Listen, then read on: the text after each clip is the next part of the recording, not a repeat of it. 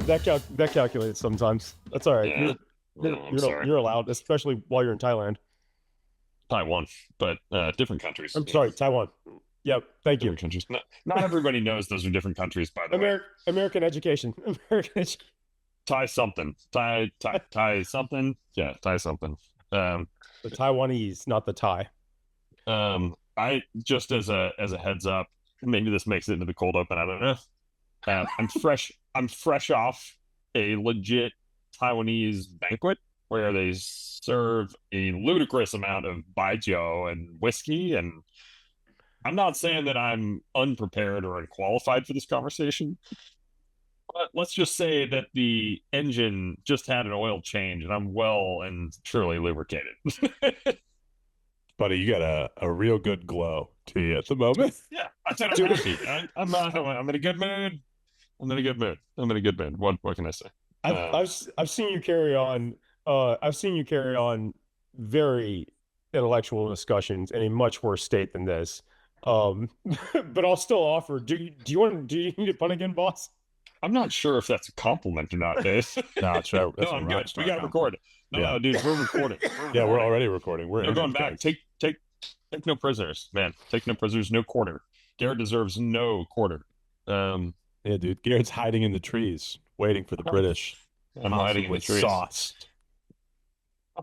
Possibly sauced. And like Washington, I have an admirable set of lower body muscles: ass, thighs, hips. Without going too deep in this, I did see you in shorts recently and saw your calves and was like, holy shit, this guy's really bottom heavy. Thank you. I don't. That doesn't sound like a compliment either. I don't know. No, that's a rocks dude. Calves are the hardest thing to get. Everybody knows that. The bodybuilders would kill you for your calves, buddy. Born with them, dude. I honestly didn't do anything for these calves. I think I got them from my mom. If that makes any sense at all. But it's a lot of really solid backhanded compliments rolling out in this East Coast morning and this every direction. Taiwan, every direction. Garrett's mom doesn't skip leg day. That's what I heard. That's true. She didn't. She lived a full life full of calf exercises. That's true. That's true. It could also have been an early life full of rugby. I don't know. Could have been that. I am reporting in from Taiwan. Maybe we should start the episode there. Maybe we should start the episode. Works for me. Welcome to another episode of the Goat Rodeo podcast. I'm your regular host, Garrett Smith, joined by regular co-hosts Dave Caudill and Simon Kuhn, both of whom are waking up in an early East Coast morning. I am halfway around the world in Taiwan, and I'm looking forward to this conversation that is definitely going deeper than I'm currently qualified to go.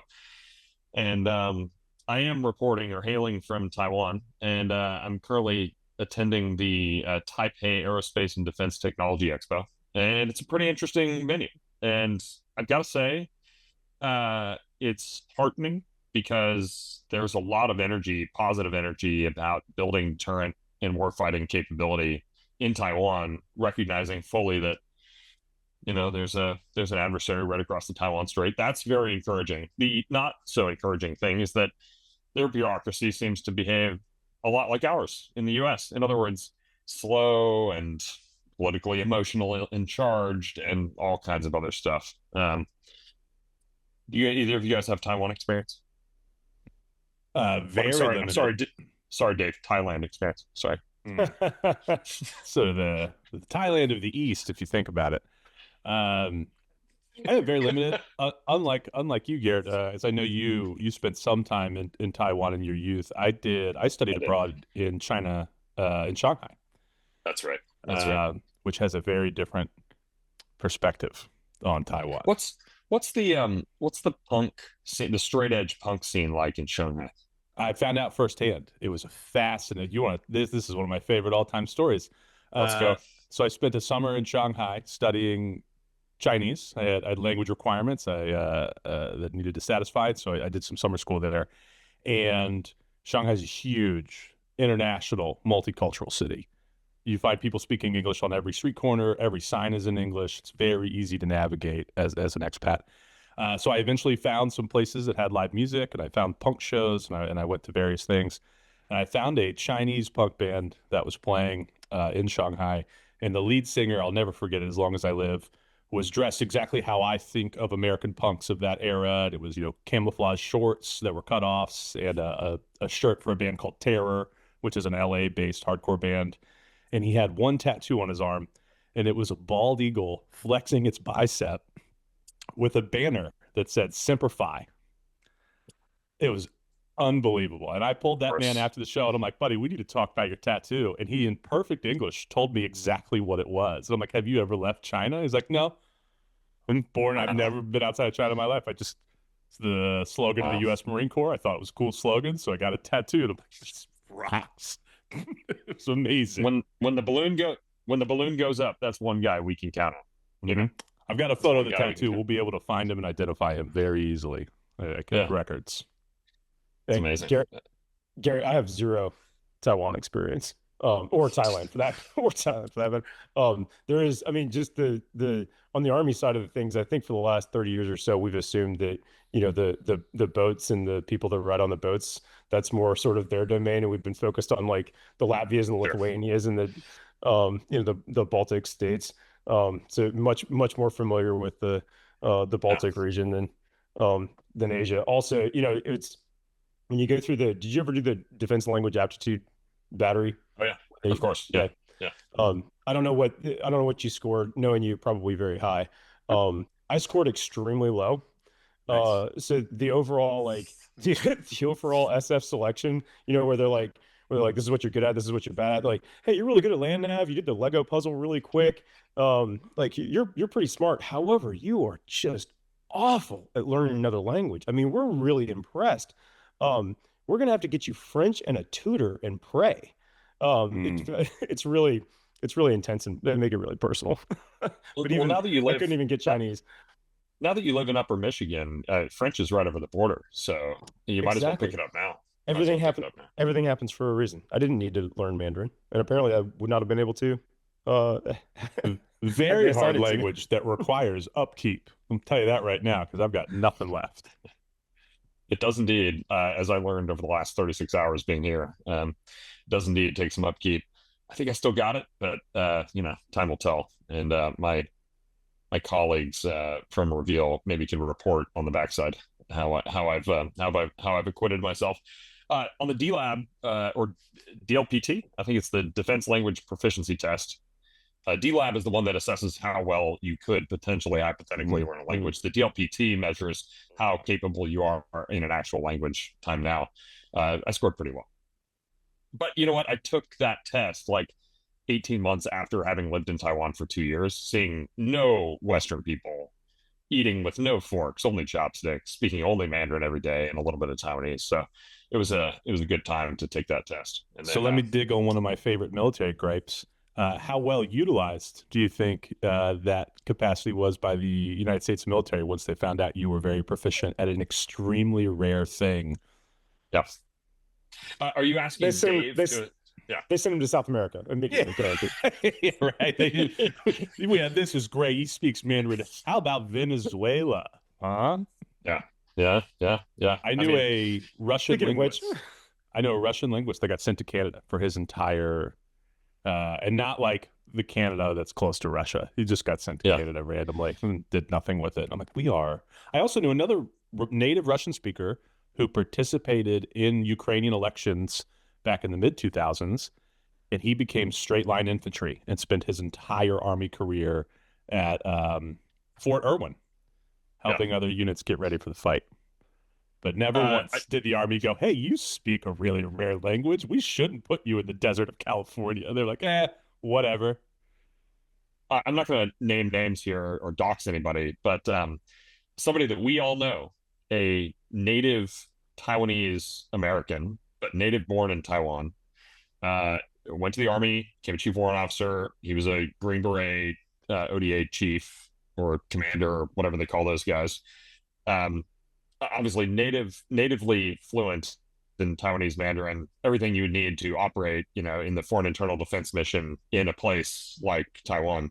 And they repeatedly sent him to CENTCOM, just really good decisions by USASOC. Even the USASOC Enterprise couldn't figure out what to do with that kind of asymmetric capability. Born too early for war in the Middle East, born too late for war in the Middle East, but born just in time. for war in the Middle East. That's right. Yeah, that's very well said. Well, Dave, this should tickle your fancy. Geopolitical news item number one. We're covering this a little bit later than probably the rest of everybody on the planet, but since we didn't drop a podcast last week, we're going to talk briefly about the fact that 10 plus, I think the number that I saw in one assessment at the high end was 19 Russian drones were shot down in central and eastern Poland, which is a shocking barefaced provocation probing operation by the Russian war machine. And in response, the maximum extent of response that we saw from NATO countries was, we are going to convene and discuss Article 4, not Article 5, which is an actual discussion about military response, but Article 4, which is, let's talk about a response. Let's talk about what we want to do here. So a sternly worded threat to maybe convene to talk about something is all NATO could muster, which is, I'll just say it, fucking disappointing. Yeah, I don't mind using the French here. Yeah, thoughts from you guys. What's going on there? Hasn't there been 2 incursions now? I know there was the first. Russia denied responsibility. The Article 4 conversation happens. Right. But I thought there was another one in the last 36 hours. Could be right. Yeah, that could be right.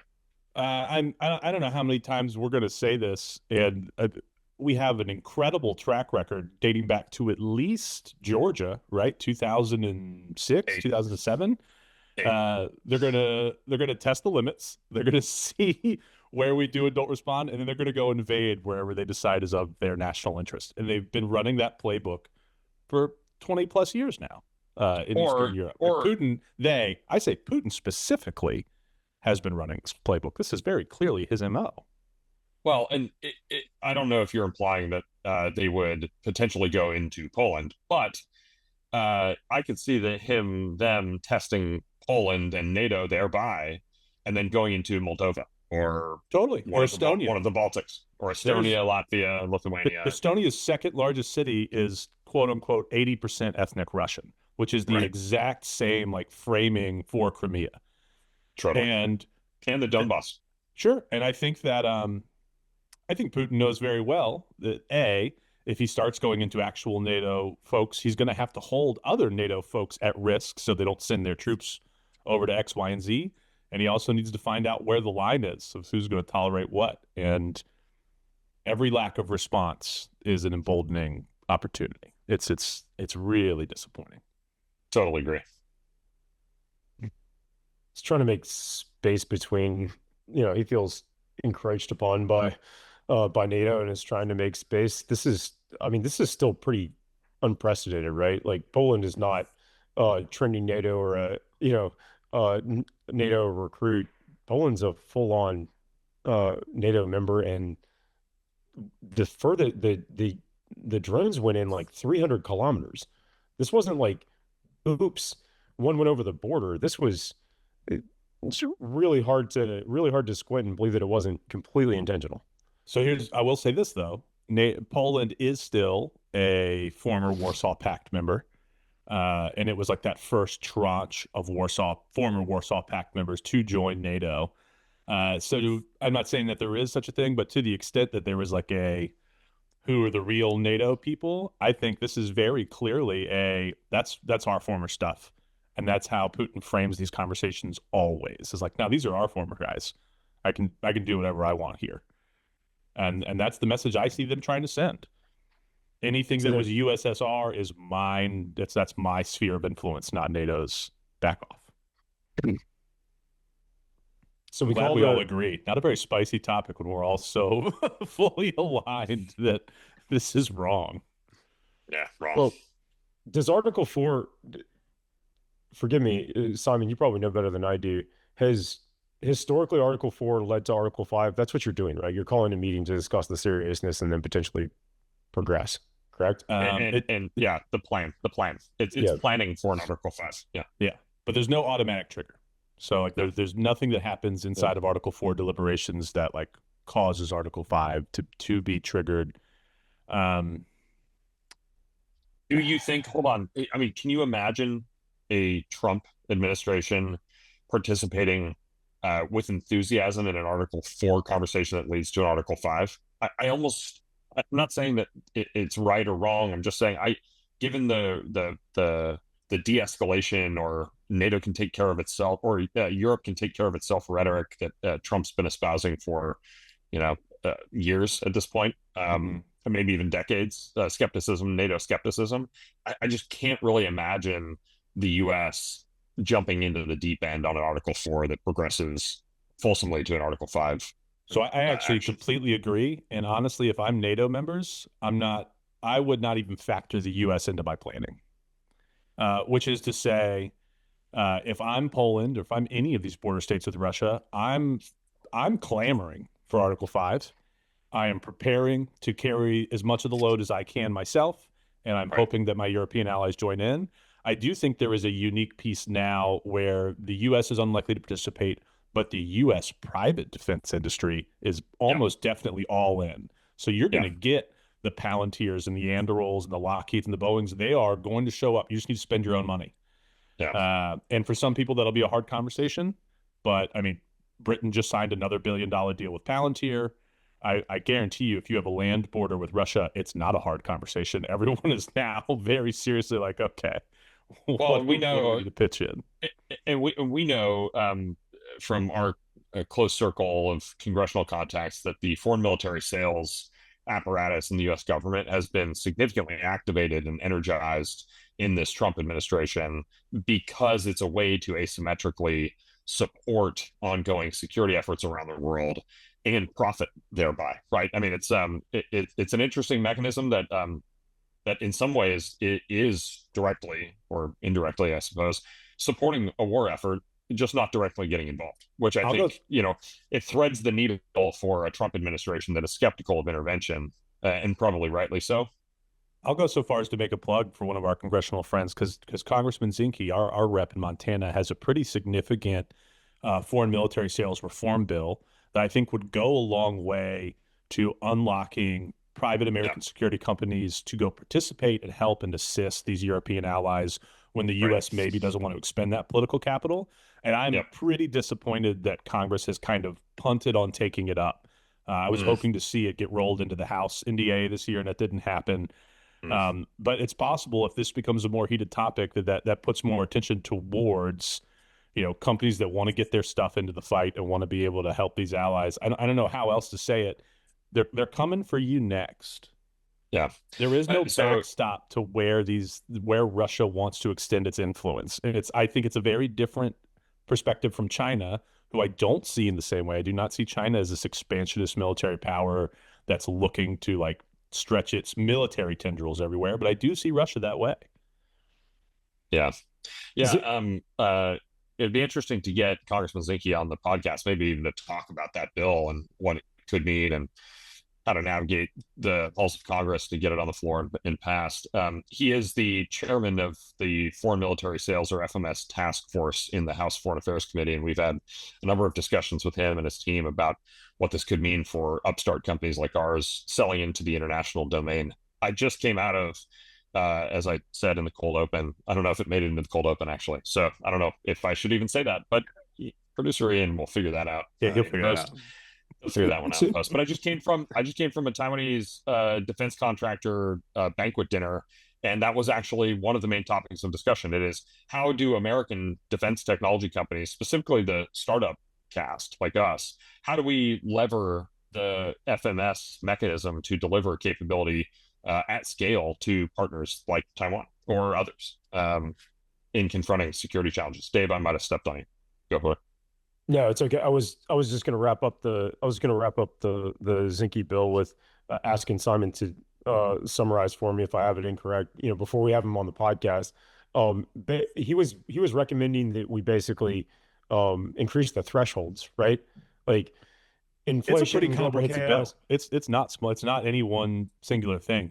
They did 4 industry roundtables, if I recall, and Garrett, you participated in the first one. I did. And we went to the Hill, and the thresholds is part of it for sure. And I'm going to be honest, I don't want to butcher it. It is much more comprehensive than even I have followed, because some of it touches small folks like us. Well, a lot of it touches primarily hardware, and I would also throw a flag in there. the PEOs often, particularly the PEOs that do hardware, often have FMS specialists inside of the PEO. Like your Army PEOs, your customer often has professionals who have to analyze and be a part of this FMS process. So it's just like, it's such a sweeping thing that I would much rather have, Zinke or some of his staff come on and then really talk about like the deep dive there. But yeah, it touches everybody. I think it's going to touch everybody more and more. There's no mystery that the European defense spend is going way up. And we should all be thinking about how to be useful there. There's a lot of chatter right now in our circles about CBR reauthorization and what that looks like. But I think FMS reform is hand in hand, because if that process is too slow, I think a lot of startups as they grow are going to find themselves strangled by FMS, not realizing how Byzantine it gets and how much permission they need to move some of their stuff, especially if these fights go hot first. Yeah. So Garrett, so to that point, how complicated or complex it is, Garrett, you're gonna hate the answer. The answer is, and it's historically been, it's through a prime. The FMS game is a massive legacy defense prime contractor game. It is not open to small businesses. This is DISCA. This is DISCA and 5, maybe 10 major defense primes that are footing the bill, or that are putting the kit together. I'm with you, Simon. I don't want to butcher my, a telling of my understanding of what the FMS reform package or bill looks like exactly. But I think one of the intentions and one of the reasons they invited people like me to participate in the industry roundtables was because they recognize that it's so Byzantine and so hard for young upstart innovators like us to participate in the FMS game, that they want to streamline that process and make it more accessible to young entrants. So I'm not saying that it would in fact accomplish that, but what I am saying is I know that they know this, and that I'm hoping that legislation and streamlining and reform can potentially unlock that, because we're the kind of company that will want to be doing that kind of transaction with foreign partners. Also, in an era where foreign intervention is not really popular with anybody, except for the OG neocons and some folks in the American voting population, this might be one of the major vectors that we can still influence the world from a security standpoint, and continue to support Western leaning or fully Western democratic liberal allies. And if you look at like the Russia, sorry, go ahead. I just want to say, I mean, there's no, go for it. There's an important worldwide influence game that can be played here from the American industry perspective. And when I say that, I think about the Russian use of the Shahed drone design that came out of Iran. And candidly, I don't think anyone should think of Iran as being a technological marvel or like on the cutting edge of this stuff. But you can really punch above your weight if you focus in areas that matter to you most. And that's a perfect example of a design that they created and then have sold or licensed or whatever that deal looks like to Russia. And now Russia's manufacturing it. And that is rising tides for Russia and Iran. And we should be doing the same thing. If we're going to be this, superpower of military design and manufacturing, we should be including our partners in that so they can defend themselves and gain benefit, and also grow our defense industrial base. Full agree. In an effort to segue us into the rest of the conversation topics for today, I encountered a couple of LinkedIn posts that I think resonate on this topic and might blend a couple of our topics of interest from the past few months. But a post from a woman named Kate McKenna, who's a consultant for military technology deployment into Ukraine and trying to leverage the Western military, industrial base for Ukraine's benefit and defense, posted just a few hours ago, quote, "Yesterday, I introduced an arrogant American small drone manufacturer to one of Ukraine's elite asymmetric warfare teams, one of the groups that vets new tech for the front lines. That new technology and that drone platform tanked hard, and I lost my temper. Why do I have a short fuse around U.S. defense contractors?" And this is her quote. I'm not saying any of these numbers are accurate, but they're probably accurate within an order of magnitude. She goes on, since 2022, $66.9 billion in U.S. military aid to Ukraine has exposed a truth. American military technology isn't fit for purpose. It's not survivable in pure war. And then she goes on to describe a number of things like jammed HIMARS, failing F-16 platforms, drone platforms, et cetera, et cetera. And then I looked down into the comments thread, and one stood out to me. A guy named, scrolling here, give me just a moment. A guy named Dermot Doyle. He's like a me or like other folks in this industry, a co-founder and a CEO of an up and coming company. He says, in response to Kate's post, don't introduce U.S. firms to Ukraine, introduce Ukrainian firms to American venture capital. Ukraine has the best army in Europe now and the best understanding of the new conflict paradigm. Unfortunately, there's a problem in public sector procurement. Quote, and I really like this. It resonates pretty hard for me in a really distasteful way. And I'm not saying it's fully accurate, but it captures the sentiment. He says, if you're big, it doesn't matter how bad you are. If you're small, it doesn't matter how good you are. Pretty powerful. And pretty rough and pretty brutal. But any comments on that before I move on to defense venture deal book stuff? So I pulled up the post very quickly, and I do not entirely agree with Kate. Okay. And I think, and every time the Ukraine conversation comes up, and I try to keep this foremost in my brain, it's easy to get very myopic to that conflict very fast. Yes. And there's a quote from the French defense minister back a couple of years ago where I lean on it a lot, and it's FPV drones are the tactic of right now. You won't be talking about them in 3 years. And the point that he was making is you're going to have to continue to iterate and shift, et cetera, et cetera. So one of the things that Kate brought up was how vulnerable F-16s are to S-400s, which is not entirely true, because the way we use F-16s is very differently from how we enabled the Ukrainians to use F-16. So they're using an incomplete version of our system in a way that we would never use it. And the S-400s have had a mixed bag of success. I mean, that's public knowledge. There's times where they've shut stuff down, and there's times where they've been rolled up by like enterprising Ukrainians with HIMARS and with other, assets that have been supplied to them, or sometimes just with drones. There is no go ahead. A quick inject there. The Iranians had a suite of S-400s and other Russian-made. The Israelis rolled it up like it was paper. Exactly. It was. I don't think they took a single thing out with theirs. Exactly. But the Indians have been extremely successful with their S-400s against Pakistan. I don't think they've had any problem stopping Pakistani drones or missiles. So especially when you get into this exquisite peer conflict, these systems are not nearly as cut and dry. It's like, oh yeah, that one doesn't work because the Ukrainians could do them. Like, we gave them 10 and not enough ammunition, and they tried to figure it out on their own. Also, not a perfect snapshot of how that system works. Also, it's a system within a system. Yeah. These things were all built and intended to be employed with U.S. military designed, layered system of systems and structure, right? They were designed to be employed with other U.S. military stuff that they work with by U.S. military members. Like, so I don't think that invalidates her argument, but I do think it's something we should keep in mind is like, well, we're never going to fight this way exactly.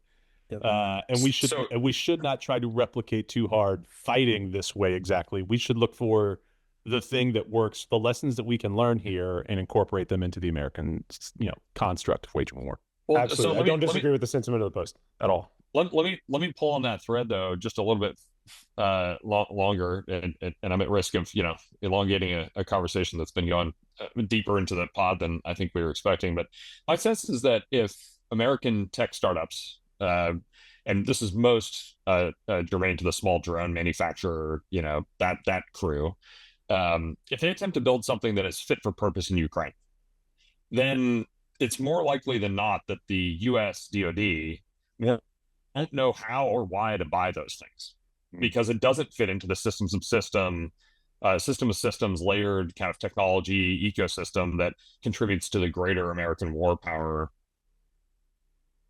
or warfighting power projection capability. So that's actually really deflating for a young company trying to innovate, because where do you innovate? Well, you innovate in Ukraine, but the biggest market, especially for a U.S. defense company, it's still the US, and they can't and won't or don't know how to buy the thing that you're building fit for purpose. So it's like this crazy mixed set of incentives and evaluation mechanisms. So you might be perfect per the compliance and requirements, regime for US acquirers. But you won't operate in Ukraine because you're too expensive or you can't handle the EW environment or whatever. And then you get castigated for not being able to handle actual hot conflict. But if you go and build for that hot conflict, the big market will deny you and won't buy your stuff. So that's a tough thing. And I think Reveal is actually doing a good job of threading that needle, right? Like finding that balance point where we are building things that are relevant for current conflicts, but also still building to requirements and getting it onboarded. And the innovation uptake is actually quite strong for us. But yeah, go ahead, Simon. This is why in a lot of places I like DoD as systems integrator, particularly if you can get a really good program manager and like a lean team. And the HIMARS is a really good example because the problems that Kate mentions about HIMARS in her post are EW problems and accuracy, which are components of it that could probably be solved really well by some smart startups that I think we know and have had interactions with. And so then it becomes a question of like, does the HIMARS manufacturer willing to ingest disruptive technology to keep this system at the cutting edge? And a version of that I have seen is the Marine Corps' medium range interceptor, which is essentially a HIMARS truck with a Raytheon radar and then the Israeli Iron Dome algorithm. And that thing is sharp, right? But all they did was take HIMARS and replace a couple of the components by saying, hey, we're the DoD. I own the HIMARS. I will swap out the pieces that don't work. I will swap in pieces that do work, and I'll make a capability that can like evolve very fast. But it requires a culture shift across duty. There's not a lot of DoD program offices that operate that way. And I'm pretty sure the MRIC acquirer, I've met the program manager once, but his team is tiny. It's like him and 4 guys, and they've built essentially a mobile Iron Dome that can roll off of a C-130 in just a couple of years by saying, hey, these components all exist somewhere. I just need to create the incentives to force everyone to come together and play nice. Not a great example for integration of startup technology. There may be some folks in there I don't know about, but all the people I mentioned are big primes, right? The HIMARS truck and Raytheon and who knows? Maybe something like that is rolled into the new Golden Dome program, which does have a number of large but still relatively new entrants to the defense tech space. Dave, were you going to jump in, or did I misread your facial cues? No, I was good. I was going to, as frequent. I was gonna jump in, and then you were like, and close out this topic and drop the mic. No, sorry, man. Sorry. I'm kidding. I was probably just gonna elaborate a little too long on strong agreeing with Simon that I think HIMARS was an overarching success story, and had we purpose built it for this conflict or updated it for this conflict because the U.S. was directly involved, I think that the outcome would be different. Remember, the HIMARS was hugely successful when it first got there, and everyone was celebrating it, and then the conflict evolved. And this is going to be true of anywhere we go, anytime, whether you built it in the coolest, fastest startup way or the slowest prime way. Give it 8 months in theater. The enemy will get a vote, and they will do something. They're not going to sit there and eat a successful system. We're all going to have to keep evolving constantly. But welcome to Dave's defense of the legacy defense acquisition system and defense primes. Traitor. To cap off that conversation, I took a taxi from my hotel over to the conference venue this morning, and again, I'm in Taipei, and just normal run-of-the-mill average Joe taxi driver driving us there. He recognized that I was on my way over to this defense technology forum, and he said, and I didn't understand this at first because I hadn't had a conversation about this in Mandarin ever in my whole life, and I was like, "What did you just say? Something about HIMARS?" And he was like, "Yes." And he repeated himself. He said, "When is the U.S. going to sell Taiwan more HIMARS or HIMARS?" And I was like, "Yeah, oh, God, is it taxi drivers having this conversation? This is nuts." Pretty interesting. Legacy systems that can be retrofitted for a current conflict. Can you imagine what the Taiwanese would do with HIMARS? I guarantee you, if they got into a conflict and they had a whole bunch of HIMARS there, they would be changing the way that thing operates at a cyclic rate because it's an existential threat for them. They cannot go, "Oh, my HIMARS are half not so good. I guess I'll let them sit in the shelf." No, they're going to figure out a way to make use of the freaking HIMARS. And that's where like the real mother of innovation is, right? Necessity. get into an existential conflict with Kira, you will start to come up with something. You have to, or you'll die.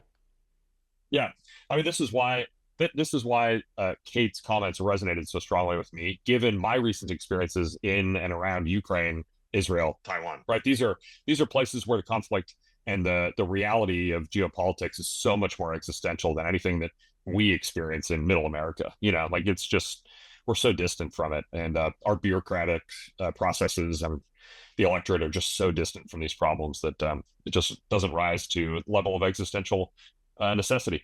Okay, let's move on. We're gonna do one quick deal book item, and then can't wait to hear what you guys have queued up for the rest of the conversation. But friend of the company, friend of Reveal, retired Colonel Nate Diller, Air Force Colonel, retired, former director of AFWorks, left government service, and between retirement from the military, he did a stint on Capitol Hill where he was a permanent staff member of the House Appropriations Subcommittee for Defense, where he helped Chairman Ken Calvert draft a number of pieces of legislation that resulted in the hedge strategy becoming a thing, and a number of other really important, pretty influential items for the defense technology space. He went on to take over as CEO of Divergent Technologies defense business.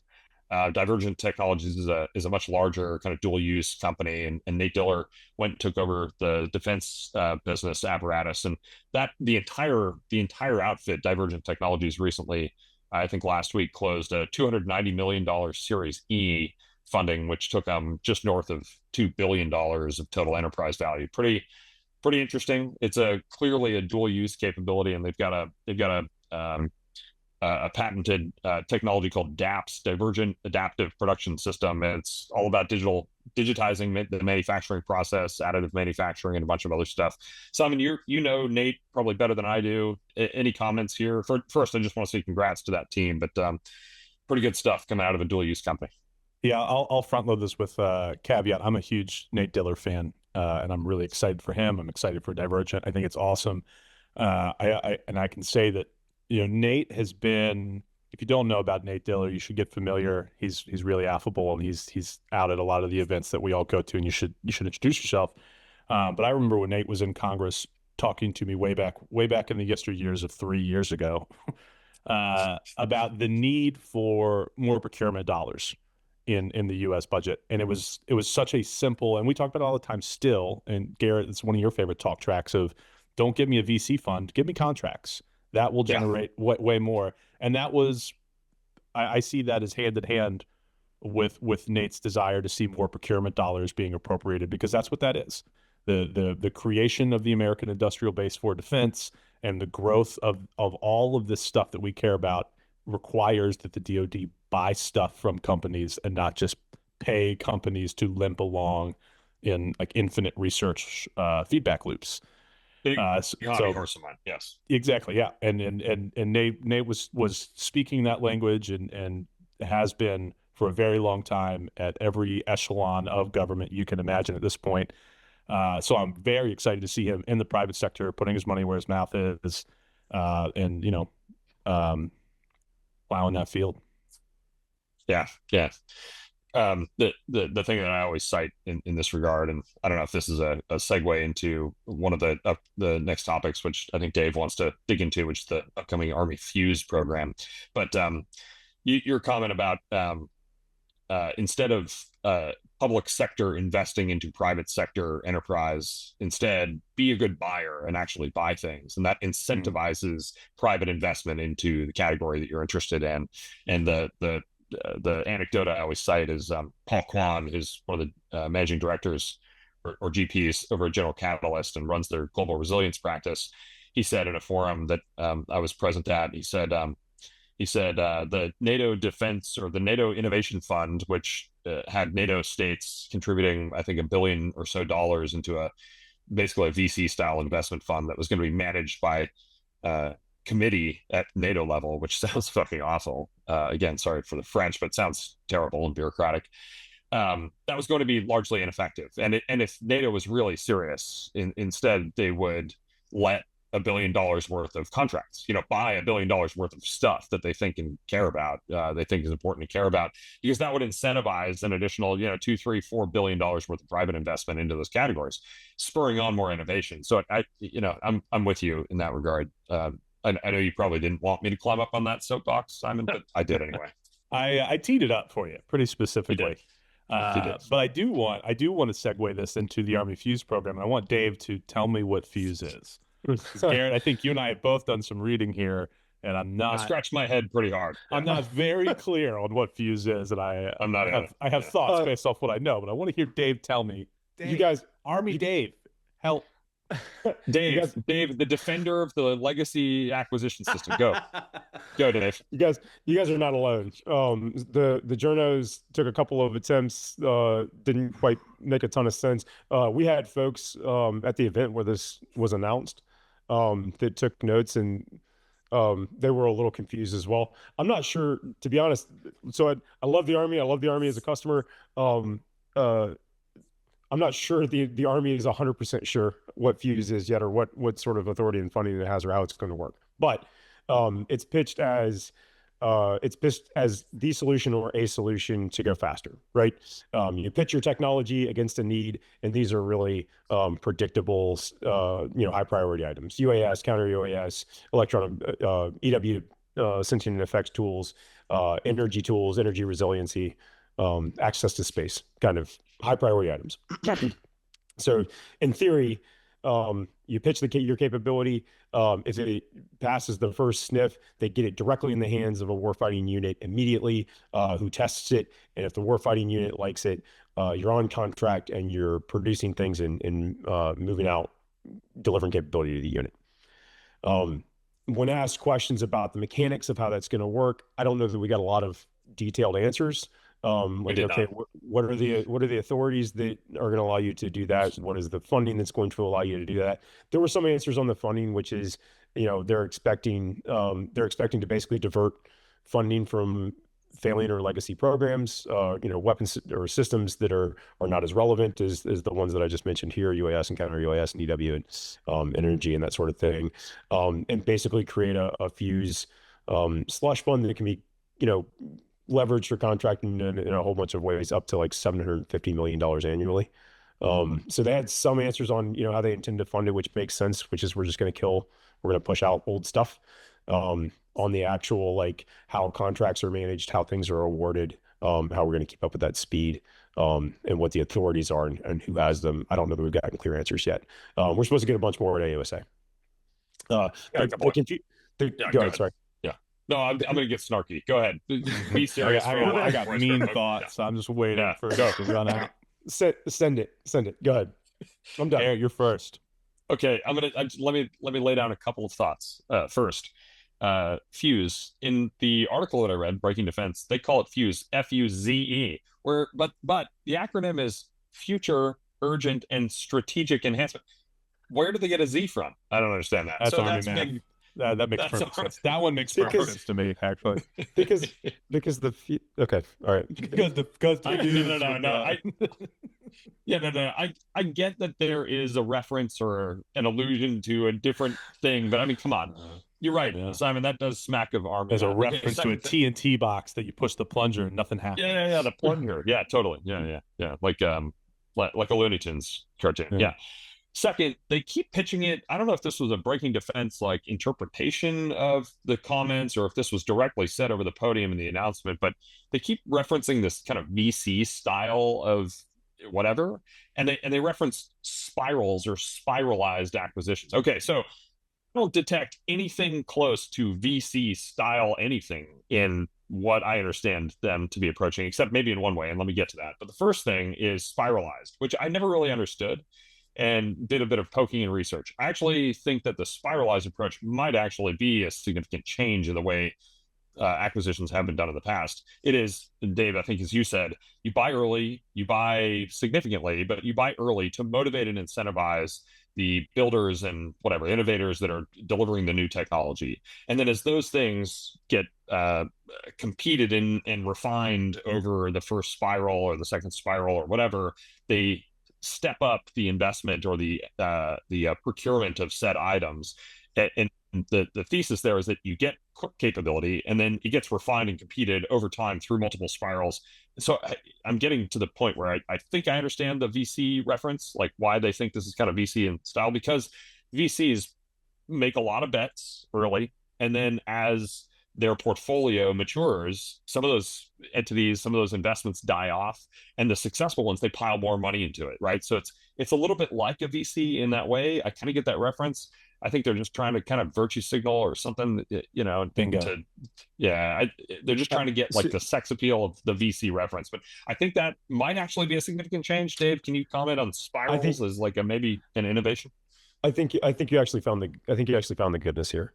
Okay. Right? Like willingness to accept failure, to accept risk, willingness to buy things that are not were not purpose built for the exact the exact need, but they're very good.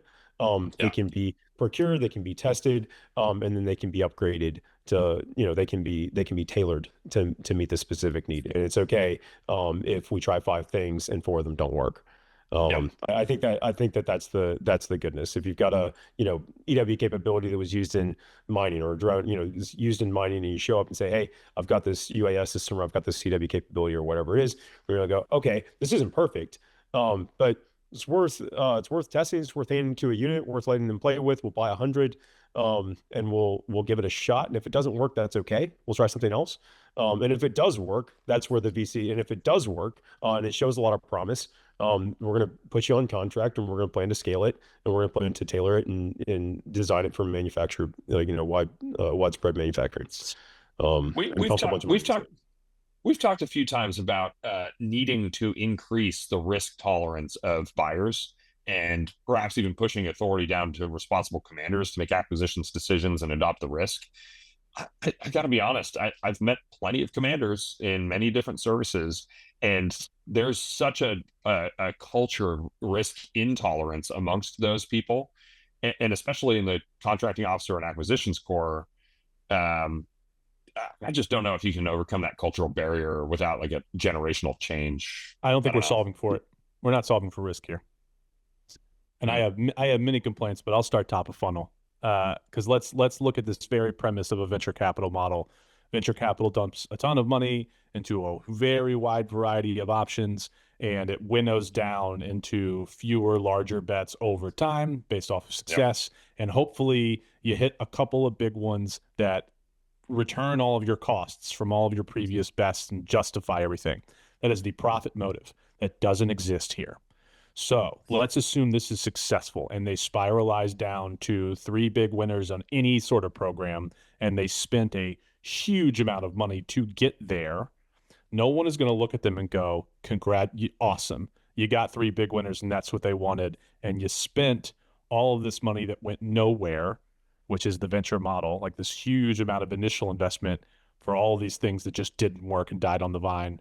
The question becomes, will Congress and the American people look at those $100 billion of investment and go, yeah, I want to do that again. I want to pump out another $100 billion to get 2 or 3 single startup winners who don't give me a profit win on the end. I get a capability win, not a profit win, which is a very apples to oranges type of like, how do I justify this when I have to come to the Hill and get my appropriation to continue the existence of this program, especially when you add politics. The people who created this program were a part of a previous administration or a prior, like that. And when that switches, just like we just saw with Replicator, when the new guys come in and say, I see what you were trying to do there, but I don't like it. I'm going to take that money. I'm going to kill this thing. I'm going to do a different thing. And I see FUZE as the first truly big swing coming out of the Trump administration set of appointees, right? Dan Driscoll, the new Secretary of the Army. I think he's doing lots of cool, interesting stuff. I like the idea, but I don't see the rigor that's going to allow it to survive beyond this administration right now. Because I think political headwinds are going to be really problematic for this kind of approach. This is just me being negative. I don't actually know what the answer is to solving that risk equation. But we've been saying this forever. Capitalism doesn't exist inside the DoD. The winners of the profit motive are not the DoD customer, and they never are. They are it's a socialist entity. It is a government customer that buys for a different set of incentives. So I'm not sure how this gets there. But that being said, there's almost no detail here. The only thing that exists number wise is that there's going to be $750 million per year, approximately, spread across a bunch of programs that already exist, which I don't know that they have great track records for facilitating follow on, and then a bunch of programs that don't exist yet that haven't been described to us. So what can I actually say? It's still encouraging. It's still encouraging to me that they're trying. Like Everything's encouraging. Replicator was trying. Dr. Willis is I mean, the reason why they put the VC tone on this is because they're attempting to communicate to us, okay, like we are now like we don't know exactly how we're going to do it, but I'm willing to make 20 investments to get one good thing. I'm willing to make 20 small investments to find one or two good things that I can then throw the gas. I see the VC tone, and we use that term virtue signaling, which I think is a little bit more negative than what I want to than how I think of it, which is you in any of these decisions, you have to create the political will to support these programs beyond that initial idea. So virtue signaling matters a lot when we're talking about resourcing at that federal level. They have to convince people, that this is sexy and that we're going to do things better and smarter and faster, even if we don't have anything to show yet. Because if I can't convince you immediately, you'll never fund the program, and I'll never be able. Like, they not only have to fund this thing, they have to produce wins so fast and so dramatic that 3 years from now, when the president turns over and we get new nominees, because whether it's another Republican or a new Democrat, we will get new nominees and we will have new leadership everywhere. And they have to believe that this is so good that they don't want to kill it. That is the real risk for programs like this. And it's why Replicator just vanished in a quiet death that no one's talking about. That's, like AFWorks and Replicator and like, the Army's taking the Army's Naval X is dead. Long live Naval X. Like, right, we're just going to shift these resources around and have a new guy who's like, I just came from industry. Let me tell you how industry does it. I heard that story before. So I share your skepticism, but I remain optimistic. My big complaint right now is one of the numbers they've thrown around is these $500,000 awards for X-Tech. Previous X-Tech awards from the Army or something like in the realm of $50,000. So you're going to 10x these X-Tech rewards in order to like put some meat on the bones. Great, love to see it. $500,000 is nowhere near enough. No.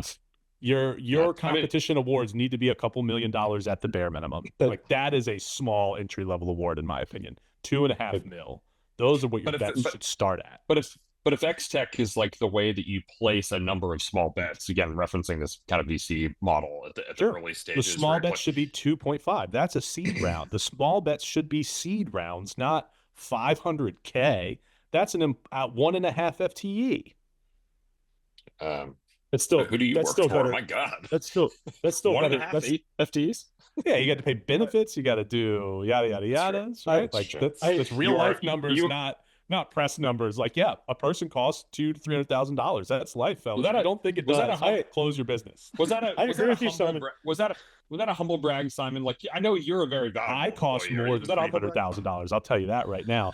But no, engineers cost at the minimum $200,000 to $300,000 for sure. I agree with you, Simon. Like, the right answer is for them to be 2.5. However, having lived with the $25,000 version, which barely covers travel to the mandatory exactly event, right?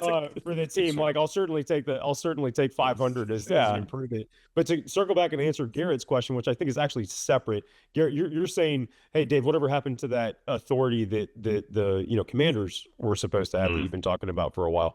I think that's actually separate. In the FUZE and this spiral strategy, what we're talking about is solving like ubiquitous problems across the formation.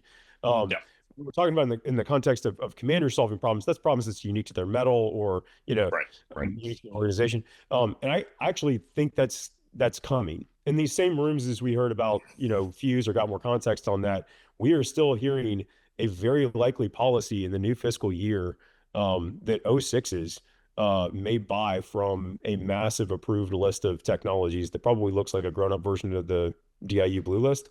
They may procure their own technologies in 3 like critical domains. I think it's coming.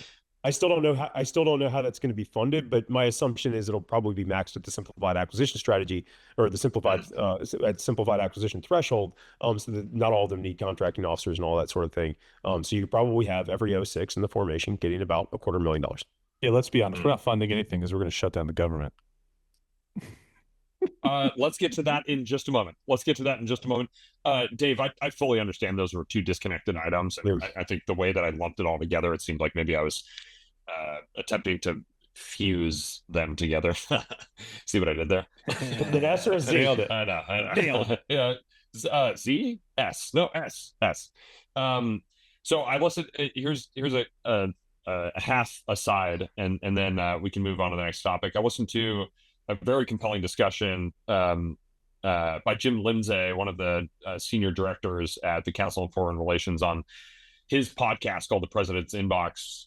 He had a guest on named Todd Harrison. They were talking about the Golden Dome program and how there's a huge amount of risk that this very innovative program that also happens to have golden in its title, which is a direct reference to like a Trump flavor, which is it's at very high risk of not surviving to the next administration, even if it remains Republican, but certainly if it goes Democrat, right? Same thing happened to Reagan in Star Wars. Right. Yeah, exactly. This is exactly right. And so the conversation was very enlightening, very compelling. It talked about kind of the weaknesses in the entire program, kind of concept and a variety of other things. But really it was actually pointing directly at what Simon, you were talking about, the political appetite to continue a giant program, an innovative program like that, which also has wrapped up into it a bunch of political constituencies and everything else. So political defensibility is yet another cog in that wheel. Can I get on a very brief soapbox on this topic real quick? Go for it, man. I particularly... You've earned that right, Simon. You've earned that right. Earning the right, that's an important piece of this, earning the right to say certain things. Within our community in particular, and by that I mean veterans who are in this defense tech space, people who have lived this fight on one side and are now trying to solve problems on the other side, we have a tendency to get very hyperbolic about the only thing that matters is the fight, and the only thing is savage violence. This is where we came from. These are the things we're solving for. We need to be very clear. War is a political game. All of it. Literally, if we build the worst technology in the world and the war doesn't happen, we win. War is the failure state. It is the bad thing. Like, it's not the best thing is not that I build a rocket that wipes out millions of Russians. The best thing is that the Russians decide it's not worth it and wave off, right? So that is, and so I think a lot of times people think of this political angle as like, oh, I can't believe they're going to muck it up with politics. I'm like, politics are the point. It is the entire point. It is the whole point of this exercise is to do the politics so that we don't have to fight. Do not confuse your portion or the things that you have earned the right to talk about with what the purpose of what we do here, which is to hopefully stop this. Yeah, I talk often. I'll back. No, I think it's a great soapbox, and it gets philosophical, and I that's right up my alley. I do talk often about the fact that our mission as a company is actually to contribute to deterrence, not warfighting prowess. Although in the event of war, we hope that it contributes to warfighting prowess as well, right? But deterrence is actually the goal there, and that is, to your point, an inherently political process. The greatest deterrent in the entire world, in the history of the world, is the United States infantrymen, and I'll die on this grave. The last thing anyone wants is 100,000 Americans in their city, and that's the true deterrent in my mind. It's a very high political cost on Americans, but that is the worst thing. It's not nukes. It's not strategic bombing. It is the entire 101st and 82nd jumping out of the sky. And I hate that I use that reference, but jumping out of the sky and like being in your hometown, it's like, oh no, everything has gone wrong. Nothing worse could happen. Don't you think it would be even worse? So warm and fuzzy this morning. Don't you think it would be even worse for a battalion from the 7th Marine Regiment washing up on your shore, taking over one of your little Sure, if you have a shore. If I'm going to be honest, that 70% of the world's population is coastal. Hey, Afghanistan didn't have a shore, dude. That's true. Afghanistan didn't have a shore. We watched up anyway. Like, we watched up anyway. All right. Man, I love that topic. I gotta say it. All right. Dave, I think you've got the next one, unless we're going to Simon's Gov shutdown reference a minute ago. No, I was gonna do, I was gonna talk about CMMC, but I don't think But what a snooze. I think we spent we spent we spent a little longer than we Yeah. thought on other topics. I think I'll All good. I can probably keep CMMC real short. It's now a real thing. No compliance, no contract, starting November 10th. Plan for audits, budget for it. It's here. Yeah, I'm waiting for them to pull the rug on a lot of this cyber stuff. This is another one of those things where I'm like, when the war goes hot, a lot of this I think goes away. Like the compliance to operate on the network becomes like, put the software on the phone, let's go. I know we've already had half the conversation already, but like literally half, maybe less than half of the people listening to this know what CMMC actually is. So can we take a run at defining your terms, Dave? Oh yeah, absolutely. I also don't know what CMMC stand for. There you go. There you go. The Pentagon's Cybersecurity Maturity Model Certification, or CMMC, for At least short. they use the right acronym letters, Never has an acronym made me want to talk about a topic less than finding out what CMMC stands for. They have truly made this one painful. Yeah, I'm gonna mute this and I'm gonna get another drink while you talk about this. So, like I said, I think we should actually skip over quite a bit of the boring inner workings for today in the interest of time. The short version is that there's a phased implementation timeline. There have been requirements for CMMC compliance, versions of CMMC compliance for a while now. But in this most recent documentation from the Pentagon, it's very real and very enforceable starting November 10th. And all companies like ours have to be in compliance. And if we're not, there is no contract award. So it's pretty serious. We with the new administration and a different tone at the Pentagon these days, I think that a lot of us in the industry were hoping that there would be some pressure release in this guidance for small business. There's a little bit, not a ton. It's still going to remain a massive barrier for companies like ours. You're right. Boring as hell, Simon. I'll keep it short. Very important. Too. No, you're not. That's okay. It's okay. I'm always the one. That's my role here. I know my role. It's to push my glasses up. Here comes Dave with the vegetables that I have to eat. Gross, Dave. We were talking philosophy. Anyway, I do have a short but important topic, which is that the government's going to shut down in 12 days. Not again. Not again. For those that don't track Congress terribly closely, we have 12 days until funding runs out. Obviously, we are running on a CR from last year. There is a new CR that has been written and is in front of the House right now that would last, I believe, until November 21st. The Democrats are rejecting that. I expect to see a lot of hardball from the Democratic Party about funding the government under a continuing resolution. And you will see a lot of press back and forth about who's at fault for a potential government shutdown. And my advice to everyone in the world is to buckle up. It's going to be a bumpy 3 months. My long-term expectation is that we see another year-long CR. I haven't seen anything that gives me hope that we're going to go past 12 appropriations bills on each side of the street and then come to a conference on 12 appropriations bills. I don't know that we've managed to even pass more than 6 in either chamber. I think the Senate's only done 1. We've just stopped even trying at this process is what it feels like. So, sorry, everybody.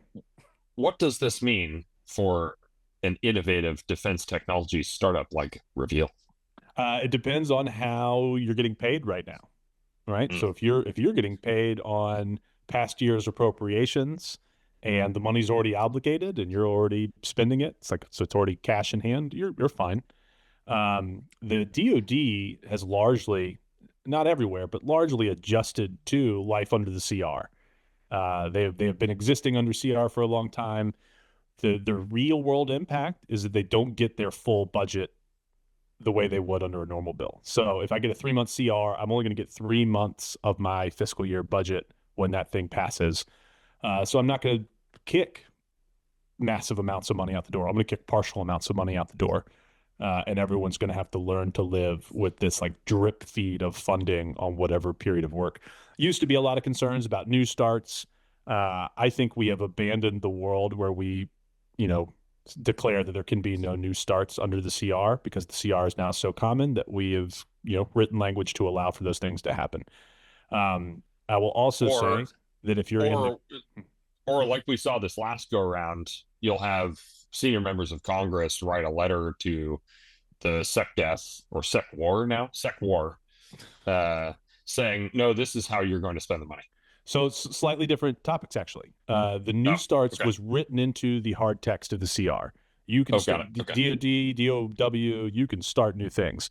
But all of your programmatic increases and all of your earmarks do get ripped out in a CR. And that's when the letter comes out saying, hey, there's no earmarks here. There's no programmatic increases here. But here's the ones we would like to see. And there's a little bit of a wink and a nudge with that. But new starts is a very specific, hard legal language now, where historically CRs prevented new programs from being kicked off. And now CRs, they've acknowledged that we're going to have a CR every fucking year. So let's give them the space to start new things, which is a huge amount of power in the executive hands versus congressional hands. Yeah. How long does it go? And when? And what are your dates? And the bare minimum I expect is that we operate under a CR for the remainder of this calendar year. I don't see us solving this problem anytime before the end of December. We'll probably do somewhere between 1 and 3 small CRs to get us through this calendar year. Once we come into the new calendar year, that's where like the true fight of, are we going to do a full year CR? Or are we going to do bills? This, like anything I say now, I'm going to eat my hat on 2 months from now. So we're going to have to kind of watch it develop together a little bit. Yeah. Okay. Well, Dave, is it your turn to feel sad about one of our topics, or are you feeling optimistic about the way this legacy system is performing? Oh yeah, you're not going to get optimism from me on this topic. No, you're going to be fine. What am I going to do? We'll invoice as early as possible. Yeah, everything outstanding. And then I think some makes a great point. Some makes a great point about new starts. I think the frustrating part for me still is, the first thing to go when you don't have your full budget is new stuff and nice to haves or add-ons, right? You have to maintain the thing that you already bought that's in the field. You have to buy the trucks or the helicopters, or whatever you're planning, so that they can move or get what they need to do. So the first thing that comes off is the computer that's going in the truck, or the new radio that's going in the truck, or whatever. That's the first thing that comes off the top line, and then gets added back in when they have a full budget. So it's not, most of that spend for that partial budget that they get, is essentially already obligated in the PM's mind. So adding new capabilities, as compelling as they may be, is still very hard in a CR situation. Well, through the end of the year, Simon. So what are you going to do if you're wrong? Well, the good news about make a commitment here live with us. What's the penalty you pay? Well, the good news about being a pessimist is that if I'm wrong, things are probably better. So yeah, I will happily say things turned out better than I predicted, and we're all prepared for the rainy day, man. Don't come out planning for sunshine. Just carry my umbrella with me and be like, oh no, I was wrong. I'm an eternal optimist. This is why it pays to have deep-seated pessimism on the team in the form of Mr. Simon Cohn. It's just because I never made it out of the enlisted ranks. And your officer time has made you optimistic to the world. My enlisted time has made me assume that it's going to rain every time I go outside. If it ain't raining. If it ain't raining. Dave, I'm going to go back a couple of topics. I'm actually more optimistic on thinking this over our discussion on the FUZE program. I'm actually more optimistic than I was at the beginning of the conversation. I'm actually thinking I'm going to let this one play out and see if it yields something good, because there's despite some of the marketing and the lack of information and the vagueness of it all, I think it could be a worthy effort. I'm hoping. Garrett, I'm very happy to hear that because I've already spent a bunch of your company's resources aligning with Army FUZE program. You don't want to tell me that until after it plays out, dude. So positively. Yeah. Positively. Okay. Let's see. What last word? What are we gonna do? We started out with some interesting conversation before the cold open on military symbology and punk bands and stuff. We wanted to go back to that. Who wants the last word? In other words, where are we going with this? Dave, you're it. All right. So then what we're gonna do, Simon, the conversation you and I were having yesterday. Oh, no. Defend the musician that's going to represent your service, the veteran that came from your service that's now in music. Can I take Zach Bryan? Because since the Marine Corps was in the Department of Navy, Yeah, because you I'll can tell have you Zach right Bryan. now, in a fight, I want the guy from Oklahoma that's ready to climb a barbed wire fence over words. You can That have, is, you- he's now an honorary Marine I'll tell you as what. far as I'm You concerned. can no. I'll tell you what. You can only have Zach Bryan if you admit that you were part of the Department of Navy. Absolutely. Okay. All right. No question. Yeah, that's easy. Where do you think my Garrett- money comes from? Come Garrett, on. Hold on a sec. I'm not going to place a bet on any of these people. But I just found out in an AI search that Shaggy was a Oh, U.S. yeah. Marine. I This did is- not know that. I knew it. I brought him up yesterday. We did a whole deep dive amongst friends about who's the best famous musician from each service. And the Army hasn't had a good one. I think Hendrix was your last good one. Who else you That got? was going to be my Jimi Hendrix, who 101st Airborne, also famously loved the Army, had a very positive experience in Famously Vietnam, loved war. and wrote a bunch of music about how much he loved the United States military. What about Craig Morgan? That's a good musician. He's an Army. He's an artilleryman. It's Craig Morgan. I didn't know that. Yeah. But dude, did you guys know that Shaggy's real name is Orville Burrell? It rocks. Craziness. Yeah, Shaggy rocks. Craziness. Shout out Shaggy. Yeah, I mean, I heard that big song, the Yeah. one that I'm not It going to wasn't quote me. even on this. That's right. I'm not going to quote it beyond that. It wasn't me. I heard that on the radio the other day. George Strait, Dave. George Strait. was in George the Army. Strait. Yeah, Yeah, they that's the actually- Army has lots of historic, but the Navy's got all the modern heavy hitters. They got Sturgill and they've got Zach Sturgill. Bryan. They're really crushing Sturgill. it with Navy veterans these days. Yeah. Oh, your service in Dave's use of that term. Yeah. is Yeah. the That's what Department I of the said. Navy? Everybody That's has what to I'm sign saying. it. I decided from I'm the taking Navy. all DON. I give you Shaggy. Yeah, I give you Shaggy. Okay. Well, Uh, I'll take it, I guess. Simon and I have also done this with celebrities. And if you go celebrities, not specific to music, the Army is definitely taking Ice-T. That's who we're taking. Yeah. Ooh. Ice-T's also a musician for the Rangers. Very famously. Victor qualified, Airborne Ranger. Ice-T. You know who else was in the Army? And this is legend, and he passed away recently. Robert Duvall. Oh wow, really? Robert Duvall. Yeah. James Garner was a Marine. Do you know who was a Marine? B. Arthur of the Golden Girls. Go ahead and take that one. Whoa, that's Marine good. That's Marine my Women's pick. That's Reserve my in pick. World War II. That's there's mine. B. Arthur Trump. Yeah, she'd beat all those other people in a ground fight. I agree. Her Yeah. ground game is nasty. Good for her. Kylo Ren too, right? Adam Driver. Oh, yeah. Adam Driver, He's a yeah. Marine. Adam Driver. That's right. That checks. Rocks. All right. On that note, Kylo Ren rocks. We're gonna wrap up for the week, gents. It's been good. I'm exhausted. I'm on the other side of the world, and I'm deeply underslept. So wish me luck. And I thoroughly enjoyed the conversation. If you out in listener land enjoyed this conversation, please refer your friends, colleagues, bring them along for the next listen. Leave us a review. That helps people find us. And look forward to next week and having you back. See ya.